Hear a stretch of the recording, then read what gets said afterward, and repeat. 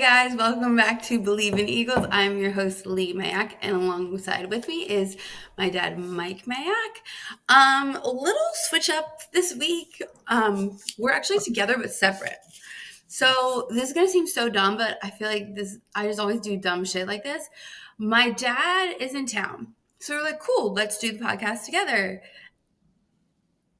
Cool, period. Thought that would be fun. So did he. And then it gets to like the logistics of it. Do I have podcasting equipment? No, it's just a girl and a computer. What am I gonna do? So my dad, luckily he brought his laptop. So he is in my apartment right now, and I'm 2 floors down in a study lounge that I've never been in before. This is like the dumbest thing we've ever done. And by the way, we've done some dumb stuff. Like, Truly. I'm in Lee's apartment. I look like I'm at a jail somewhere about to get put away. I'm looking out over the city of Philadelphia, and my daughter's 2 floors down in a study hall somewhere. So yeah, actually, I was 2 floors down. Then they were having a meeting in there. I had to move. Now I'm 3 floors down in a study lounge, very dark and dusty study lounge. So that's what we're bringing to you today. But at least we're coming to you as world champions. So there's that, right? Oh yeah. And this podcast is brought to you. I don't know if they want to be brought. I don't know if they want to support the pod anymore after this logistical nightmare. But we are brought to you by Bet Online. Bet Online continues to be the world's most trusted betting platform and your number one source for online betting. I somehow have to figure out how to go from finally figuring out like football betting to now going to basketball. I'm transitioning to basketball betting. You'd think I'd be better at that because I played, but I don't. It's very weird because there's like load management involved. There's like a lot more potential blowouts in games. So you can't like guarantee someone's going to be scoring a lot. And then like some of these guys don't really care until playoffs. So that's like a whole nother thing. I did some fun betting on Bet Online over the All-Star weekend with like the dunks and the da-da-da-da.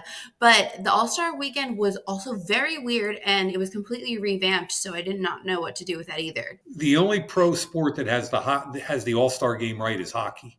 What do they do? Did you hear this past week? Did you hear all the stuff about it? No, I didn't even know. They divided it up into countries. And United States. Oh, was that like 4 different nations or something? The United States and Canada played all-stars from the NHL played against each other and literally dropped gloves off the initial face-off, and they had like 3 major fights in the first 2 minutes. And I saw a lot of hockey fighting. I didn't know what it was about, nor did I care. But that was their all-star game, and they're the only group that plays hard. I did an NFL all-star game one year in Hawaii. Like the Pro Bowl, you mean? The Pro Bowl, yeah. And I'd always seen it on television, but when I saw it live, I couldn't believe it. I mean, it was worse than two-hand touch. And so I'm not a big believer. I don't love the touch game. And I saw something leading up to the Super Bowl. Like they were doing trivia. What do you mean? Quarterbacks were throwing at moving targets. Yeah. Which I understand. But the wideouts were answering trivia questions. Was that at the Pro Bowl? Yeah, that was for points. Anyway. Oh, I didn't see that. I was too busy working in New Orleans. You were working. You had 3-4 jobs. Okay, wait. So I haven't talked to you. I have to tell you about the Eagles parade. Mm-hmm. Okay, so it was so fun. And it's crazy to me that my friends and I were talking about it because we also went to the last Eagles parade, which was like 7 years ago. But growing up, we would have thought that like we never would have been to a parade because the Eagles never won anything. And now in like our young adult life, we've been to 2, which is kind of crazy. But it was really fun. They had a lot of good food trucks out there. Vibes were high. I will say we lost each other, never found each other again until after. Like there was one bad part, 2. Service is like non-existent with your phone. So when you're trying to find people, that's like really tough. But the other is like, if you're dropped off on the other side of a parade, you're never getting to your friends on the other side of the parade. Do you know what am I making sense at all? Like, so if you're dropped off or you're walking on one side, you're never getting to the other side ever. And unfortunately, that's what happened to us. And I was just like running around like a crazy person trying to find my friends. and never found them. So instead, I found a food truck, got a hot dog, went back to my apartment, watched the rest of it from my roof. And I was watched on the roof and had it on my phone to hear the speeches while my friends finished watching there. And then we linked back up again after. But did you watch the speeches? No, I had kind of two takeaways from the thing, and I did not see. I don't think anybody will ever touch what Jason Kelsey did. No, and they need to stop trying. Yeah, I agree with that. And the two things I thought were kind of interesting were, number one, Howie Long had called. He and I were chatting, as we do a lot, and he said that Chris, because remember, Chris was on the last Super Bowl. Yeah, with his fur coat. Right. And Josh Sweat called and asked him if he could wear it. And Chris was coming up to film something in Philly. So he brought the coat with him, and they play the same position, and they're buds. I thought that was real cool. Yeah. And then, of course, in true Philadelphia fashion, the general manager got hit with a beer can. And right on I laughed when I laughed at how he said, he bleeds for the city. And but that's he played it off well, and he seemed to laugh about it too. Did you see the footage of it? A little bit. I didn't really see it hit him. It was crazy. But I also just saw he or his LLC or something just trademarked something about bleeding green. So really? I'm sure some shirts or something will come from this, which very smart in today's age, obviously. Yeah. Absolutely. But wait, so speaking of Howie though, which I guess is what we have to talk about today. Because we can't live in parade land forever. But off-season moves. It's combines next week. You and I have probably been to a combined 50 of those. Yeah. Right? They are. I'm not going. Are you going? No. Oh, they'll miss the Mayhawks at the combine. That's so weird. I think they're probably happy that we're not there. Speak for yourself. I'm not there. So combine, and then it's free agency and draft. Yeah. So there's a handful of Eagles free agents, but most notably, what would you say? Josh Sweat, Zach Bond, Milton Williams, and Mekhi Becton. So more so on defense, and then Mekhi on offense. Yeah, they're the notable free agents. And Kenny Gainwell too. Yeah, I like Kenny Gainwell a lot, both special teams and as a backup running back. The question is whether Howie and the coaches will be happy with Will Shipley, who was a rookie out of Clemson last year. That he played well on special teams. If they really like him, they could let Kenny go and backfill the third running back spot. But I really do like Gainwell. And backfill, when you say backfill the third running back spot, would that be via the draft? Or there's usually an oversupply of running backs in the draft, which is why they've been paid so low over the years. Yeah, but that's changing. So you can get a quality running back late in the draft, and you can get them in free agency also. I think I'm guessing they really like Will Shipley, and he's only going to be a second-year player next year. So we'll have a couple more years of him on the rookie salary, rather than having to pay Kenny Gainwell. But out of that whole group, Lee, I mean, the guy that I think if he leaves, I'm going to miss the most is Milton Williams. He was a third-round pick in 21. And I did the tape then. I was still with the Raiders at that point, and we really liked him. And he was a really gifted physical defensive tackle from a small school, Louisiana Tech. And I think they've done a great job developing him. And he's playing his best football right now, and obviously he pairs with the two University of Georgia guys. Ajomo played well also, but I'd hate to lose a 25-year-old coming into the prime of his career who's just learned how to really play at a high level. So I hope they find a way to keep him. And, of course, Zach Baum, your buddy. Do you think they will find a way to keep these guys? What do you think? Well, I don't think there's anybody in the league better than the Eagles at identifying a financial plan and then implementing it. And what people don't understand, Lee, is that different teams have different financial structures. and what they can and can't do with paying bonuses to players and how to structure contracts. Like, to give you an example, when we were with the Raiders, because Mark Davis didn't have a lot of cash compared to the rest of the owners, we couldn't do big bonuses like $40-50 million bonuses where you can prorate the bonus over the length of the contract to reduce your salary cap. Right. So $50 million bonus over 5 years, it only costs you $10 million each year. Right. Staggered. Okay. Yeah. And so we couldn't really do that. Right now. Yeah. Yeah, we couldn't do that, which hurt us a little bit trying to negotiate big salary deals, but and mitigate your salary cap issues. But Howie's been unbelievable, and it'll be interesting. I think what free agency will tell you is, for instance, Josh Sweat, who's played really well, obviously, right? 2.5 sacks in the Super Bowl. He's come on at a high level. What do they think of Jalix Hunt, the kid they drafted last year, small school kid? If they think he can play at a high level, then what sustains success with high-level teams is when you get good players, but you can let them go to free agency, knowing you can backfill with your draft picks. Okay. So then, but doesn't that depend on the strengths and weaknesses in the draft that year? Yeah, some of it is. So what are those? Can you tell us what those are this year? Because obviously everyone's talking about the Shador and Cam Ward of it all, but that's not really an Eagles issue. So what are the where's the depth in this draft? See, what general managers have to do, Lee, is since free agency comes before the draft, you're going to lose some players and you're going to sign some players. And when you get done with the free agency period, by plus or minus April 1st, all 3 or 4 waves of free agency are basically run its course. You know where you got to go now in the draft. So we don't know what the Eagles will or won't do in free agency. But you just talked about the quarterbacks. Not a good class for quarterbacks. Doesn't really impact the Eagles too much. I think the best groups in this class are the defensive tackles.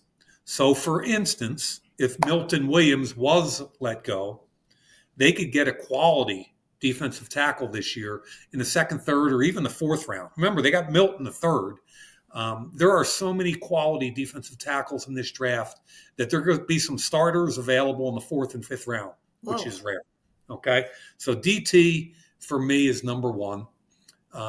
So again, if they let Milton go, it gives you an idea of what they might be thinking. There's some really good defensive ends, edge rushers. Again, Josh Sweat.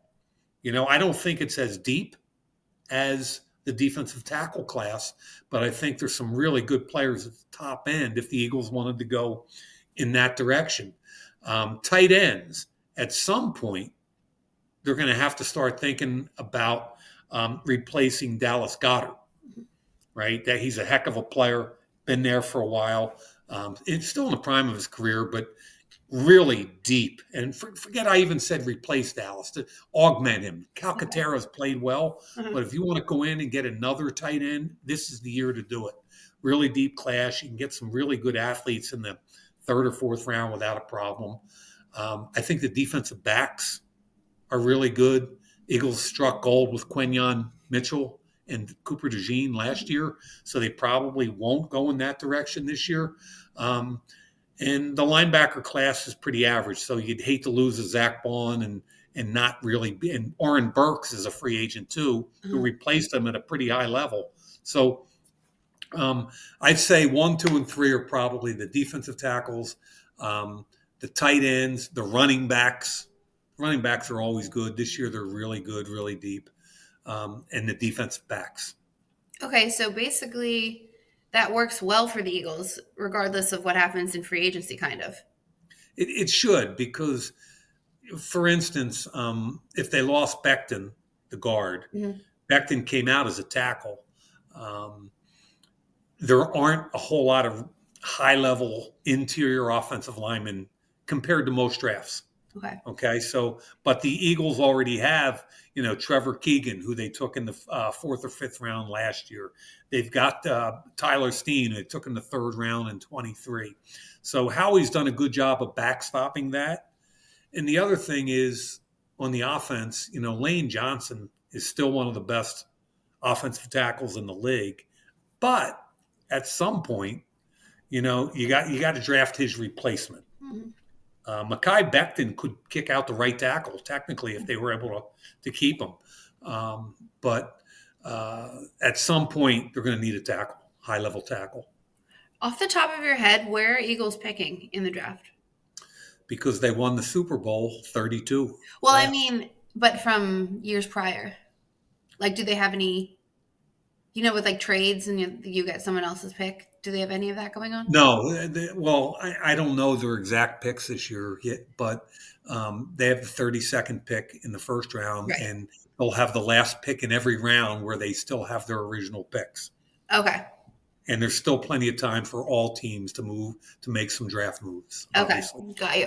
Okay, what about the Kellen Moore of it all? Because last time we spoke, it was like getting finalized that he was going to be the head coach of the Saints. Nope. Now it's done. He's been interviewing some Eagles coaches. Looks like Nussmeier is going to be the offensive coordinator. He was with the Eagles. For the Saints. Kellen's bringing him over? Okay. Yeah.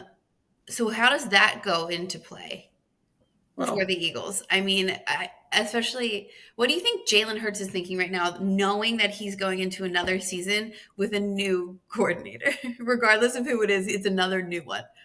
God bless Jalen is such this way, and he might be like a duck, where underneath the water his feet are going crazy. I've never heard that before. You haven't? You can't see it, but they look placid on top of the water, but underneath they're pedaling like crazy. Mm-hmm. It's happened with him so many times that I think he's used to it, and he's an amazing. His adaptability amazes me.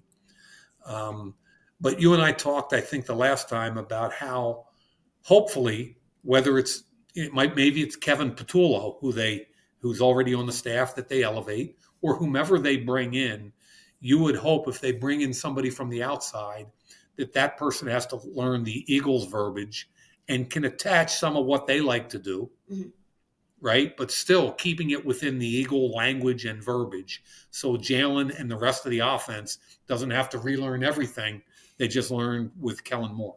So that would be, I think, that the optimum solution for the Eagles, and I don't see any reason why it can't happen. Well, at least they should have Vic Fangio as a steadfast pillar as one of the coordinators. Yeah, I think the good news is the head coach is an offensive guy, right? So he can kind of keep his stamp on it, keep his system in it, and each offensive coordinator can tweak it a little bit. But let's stay within that system and our verbiage and how we handle things. And now you got Vic on defense, and he's a football lifer. I think he could be here for another 5 seasons. He's around my age. He's 65, 66, but I think he could be there 5, 6, 7 years. I think Philly would love that. Him and Jeff Stoutland, I feel he would be happy if we just keep those guys. They're two of the best coaches. Oh, wait, Dad, look at this. What? Eagles named Kevin Patullo their new offensive coordinator. Yeah, there we go. Wait, that literally just happened right now. Cool. Did we just manifest that? We definitely did. That's crazy. No, we definitely didn't. Okay, we did. Oh my God. We just manifested. Like in a million years. We're so powerful because we're in the same space today, even though we're not in the same space. Like in a million years, my mind doesn't work that way. We manifested that. Wait, mind trick. So that's done. That's the case. So they have their offensive coordinator. So that it'll go how you just said. Basically, it'll pretty much stay the same. It won't be really new for Jalen or the offense. Yeah, there'll be some tweaks, but the entire offense will be able to continue without any major hiccups. I'm sure that's a relief. And the cool thing is there has to continue to be a commitment to the run game because of what Saquon did and how they did it. And I love the fact that Nick's there, Patullo's been there. Stoutland has a big input into how their run and play action game looks. Mm-hmm. It's really cool, and they're not losing any of those guys. So if you're a Philadelphia Eagle fan, that's a big deal. Yeah, you're welcome, guys. We manifested it. Okay. All right. Okay, so like we said, up next is Combine. Yep. But then we have to get to free agency to even determine what. Let me give you the 2-minute overview because I think Eagle fans would enjoy. I mean, the process is this. You go to the Combine, and the league year hasn't started yet. So you're technically not allowed to negotiate with agents, meet with prospective free agents, all that kind of stuff. But there is so much business done at the Combine beyond athletes in gym shorts running 40-yard dashes. And all 32 NFL GMs are meeting with agents the whole time they're there to talk mostly about their own players, guys they might lose in free agent. What's it going to take? Hey, Zach Bond's agent, let's talk a little bit. You can talk about your own players. Mm-hmm. However, you're not supposed to talk about other people's players, but I'm guessing that might happen occasionally. Okay. And, allegedly. Yeah, that sets the table. Okay. The Combine sets the table for when when it's over and all these business meetings happen there. Right after that, middle of middle of March, the NFL league season starts, and that's when you're allowed to start doing the business of signing free agents. They'll do the legal tampering period where all the deals get made, mm-hmm. and then you're allowed to start signing. So that the next month is kind of Combine, free agency. There's a frenzy of things that happen in free agency. After 2 or 3 days, free agency is 90% over. And then you start seriously lining everything. The players and coaches get some time off. Then they come back to the building and start their off-season stuff. And the GMs and the scouts and the coaches are finalizing all their draft plans. Okay, so a lot to go. The lot coming up. Yeah, there's a ton of stuff coming up. Cool. Well, you and I need to get lunch. We need to manifest a cheesesteak for me. We'll get you a cheesesteak. But yeah, we manifested Kevin Patullo, elevated from within, the new Eagles offensive coordinator. Love that for us. Love that for Jalen. Thanks. Oh yeah.